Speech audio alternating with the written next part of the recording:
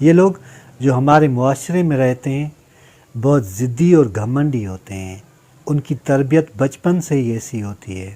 پہلے تو جو ضدی لوگ ہوتے ہیں وہ بد اخلاق ہوتے ہیں، وہ بد اخلاقی کرتے ہیں، طنز کرتے ہیں، اور طنز کرتے ہوئے وہ اپنے آپ کو اوروں سے بہتر ثابت کرنے کی کوشش کرتے ہیں۔ وہ سمجھتے ہیں کہ وہ جو بات کر رہے ہیں یا وہ جو عمل کر رہے ہیں وہ اوروں کے کمپیئر بہترین ہے، اور وہ یہ بھی سمجھتے ہیں اور یہ بھی مانتے ہیں، ان کا عقیدہ ہوتا ہے کہ ہر وہ کام جو وہ کرتے ہیں وہ صحیح ہے۔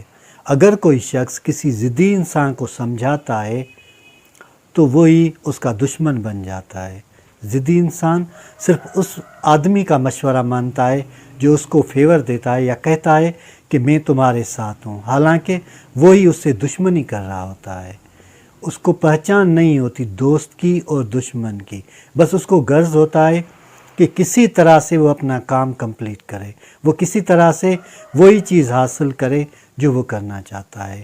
ضدی انسان کے لیے اگر دیکھا جائے تو ان کی جو تربیت ہوتی ہے وہی خراب ہوتی ہے۔ اس تربیت کی وجہ سے وہ ساری عمر لوگوں سے الگ تھلگ تو رہتے ہیں، لیکن ضدی انسان بہت سارے ایسے بھی ہوتے ہیں کہ وہ ہمیشہ اپنے دشمن کو کمزور سمجھتے ہیں۔ وہ سمجھتے ہیں کہ ان کا دشمن کمزور ہے اور وہ ہر بار ان سے جیت جائیں گے یا ان کو شکست دے دیں گے، لیکن ایسا نہیں ہوتا۔ کیا ہوتا ہے کہ اس زمانے میں جہاں پہ ہم رہتے ہیں وقت اور حالات ہمیشہ تبدیل ہوتا رہتا ہے۔ جس طرح موسموں میں تبدیلی ہوتی ہے اسی طرح انسان کی شخصیت میں بھی تبدیلی آتی رہتی ہے۔ اگر اس تبدیلی کے بنیاد پہ ہم اپنے مزاج کو تبدیل کرتے رہیں گے تو کچھ چانسز ہیں کہ ہم اس معاشرے میں صحیح طریقے کے ساتھ زندگی بسر کریں گے، ورنہ تو مشکلات پیدا ہو جائیں گی۔ تو پھر ضد کو کیسے ختم کیا جائے؟ اس کے لیے بہترین عمل جو ہے وہ درگزر ہے۔ درگزر ایک بہترین نعمت ہے۔ اگر کوئی آپ کو ستاتا ہے آپ درگزر کریں، اگر کوئی آپ کو تکلیف دیتا ہے آپ درگزر کریں، اور جب آپ درگزر کرتے ہیں تو آپ کو سکون مل جاتا ہے۔ ضدی انسان کو چاہیے کہ وہ بات کو درگزر کرے۔ اور جب انا آ جاتی ہے، غرور آتا ہے، مغرور ہو جاتے ہیں لوگ تو وہ ضدی ہو جاتے ہیں۔ جب ہم غرور کو کم کر دیتے ہیں تو پھر یہ ضد بھی آہستگی سے ختم ہو جاتی ہے۔